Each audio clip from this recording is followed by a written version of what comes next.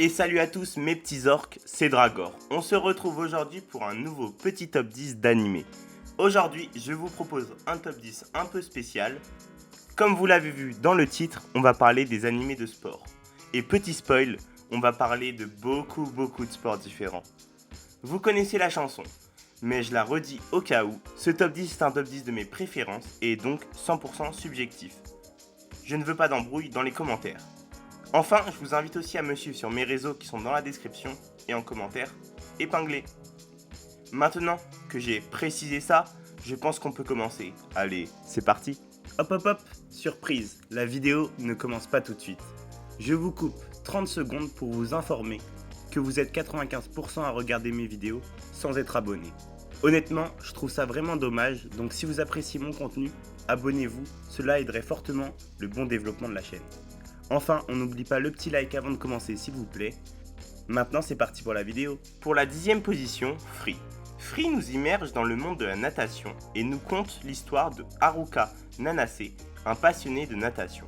En primaire, il intègre le club de natation et fait la connaissance de Makoto Tachibana, Nagisa Azuki et Rin Matsuka. Peu avant qu'il ne soit diplômé, le groupe remporte un tournoi de natation. Par la suite, le groupe se sépare, chacun ayant intégré un collège différent. Haruka mène une vie paisible et intègre un peu plus tard le lycée Iwatobi. Sa vie semble presque banale jusqu'au jour où Rin, parti à l'étranger pour perfectionner ses techniques de nage, revient au Japon et le défie dans un match de natation. Ce dernier, subjugué par la maîtrise et la puissance de son ancien ami, qui n'est plus celui qu'il avait connu enfant, est écrasé par cette force insoupçonnée et perd le match.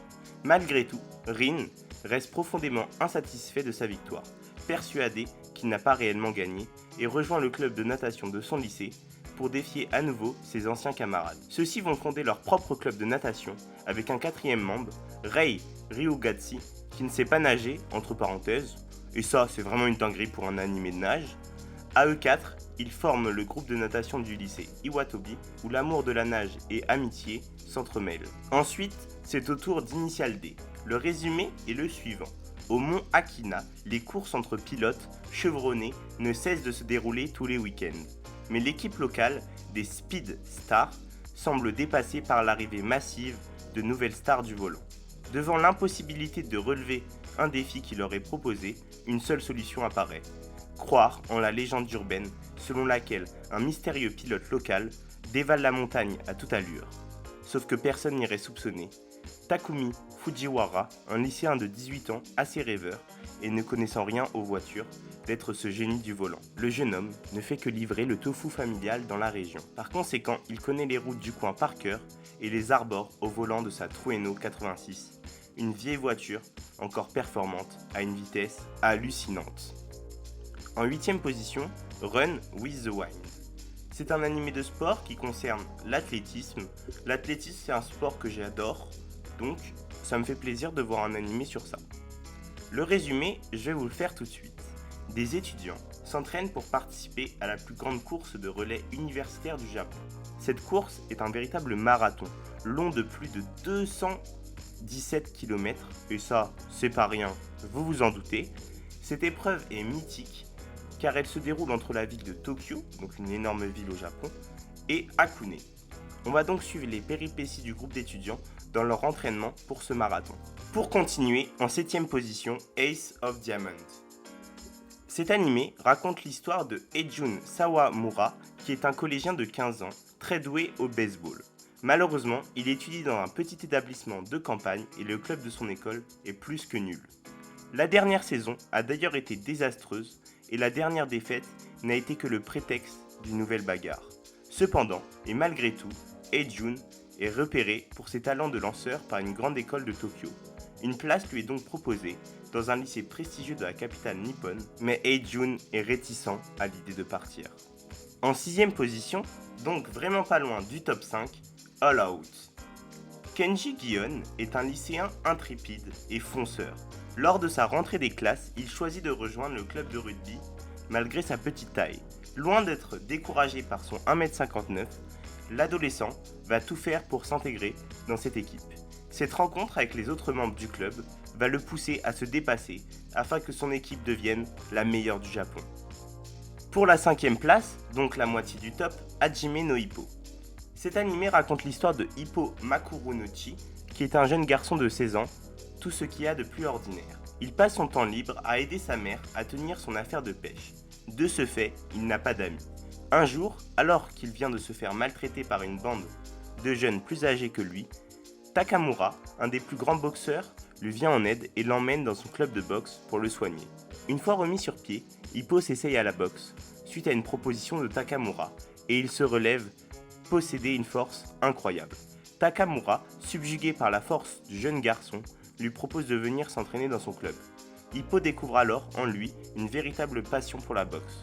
De plus, il est extrêmement heureux d'être aux côtés de Takamura, qu'il voit comme son modèle. C'est alors le début d'une grande aventure, semée d'embûches pour le jeune Ippo. En 4e position, j'ai d'ailleurs honnêtement hésité à le mettre dans le top 3, Kuroko no Basket. Cet animé raconte les aventures de Tetsuya Kuroko, un jeune garçon de 16 ans qui, sous son apparence chétive, cache un redoutable basketteur, membre de la génération des miracles du collège Teiko. Tout juste arrivé au lycée de Seirin, il fait la connaissance de Taiga Kagami, jeune recrue fraîchement débarqué des États-Unis. Ensemble, ils vont tout faire pour atteindre leurs objectifs, faire de Seirin la meilleure équipe du Japon. En 3e place, c'est au tour de Haikyuu. Cet animé raconte l'histoire de Shoyo Hinata, surnommé Sho, qui aime plus que tout jouer au volleyball, et ce malgré sa petite taille. Malheureusement, suite à une sévère défaite, son club de collège a été dissous, tous les membres étant partis. Mais Sho est bien décidé à jouer de nouveau et choisit son futur lycée en fonction de son ambition. Il intègre donc le lycée Karasuno où a joué son idole, le petit géant, tout en espérant faire aussi bien que lui. Ensuite, en seconde position, j'ai mis Blue Lock. Moi, j'adore le football, donc cet animé, je l'adore. Je vous fais le petit résumé. À la Coupe du Monde 2018, l'équipe de football du Japon est éliminée en 8e de finale. Ce nouvel échec incite l'Union japonaise de football à fonder le Blue Lock, un centre de formation révolutionnaire rassemblant les 300 meilleurs attaquants lycéens du pays. L'objectif du coach du Blue Lock, Jinpachi Ego, est clair, détecter l'unique attaquant qui écrasera tous ses rivaux par son talent et son hyper-individualisme. Pour Yoichi Izaki, joueur bouillonnant encore inconnu, il n'y a pas d'alternative. S'il veut survivre au programme hautement sélectif qui l'attend, il devra abandonner le jeu collectif et se transcender pour devenir l'attaquant ultime. Et le grand gagnant, le meilleur animé de sport selon moi, c'est bien sûr Eishide 21. Comment mettre autre chose que Eishide 21 en grand gagnant? C'est impossible. Donc le résumé.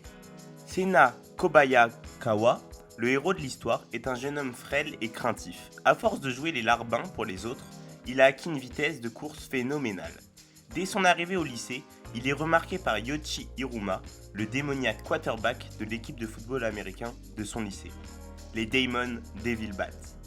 Si au début, Sena accepte d'en faire partie en tant que simple manager, il va rapidement devenir Eishide 21, le mystérieux running back de l'équipe.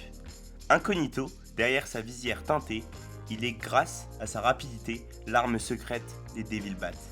L'histoire se focalise tout autant sur l'évolution de l'équipe, sur l'élargissement de son effectif et sur le rêve irréaliste des vétérans du club, Hiruma et Kurita, de participer au Christmas Bowl, le plus grand tournoi de football américain pour lycéens. Voilà, on est arrivé à la fin de ce top 10. J'espère vous avoir fait découvrir de nouveaux animés.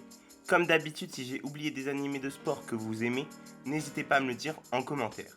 Mais le plus important, c'est surtout de me dire en commentaire le prochain élément ou prochain thème d'animé que vous voudrez que je traite en top 10. Vraiment, n'hésitez pas, je lis tous vos commentaires et j'adore ça. Et bien entendu, si la vidéo vous a plu, n'oubliez pas de vous abonner, d'activer la cloche pour ne rien manquer, de lâcher un petit like et de partager pour le soutien et la progression de la chaîne. Enfin, je me répète, mais je vous invite vraiment à me suivre sur mes réseaux qui sont dans la description et en commentaire épinglé pour avoir une meilleure communication avec moi et des infos exclusives. C'était Dragor, allez, à plus.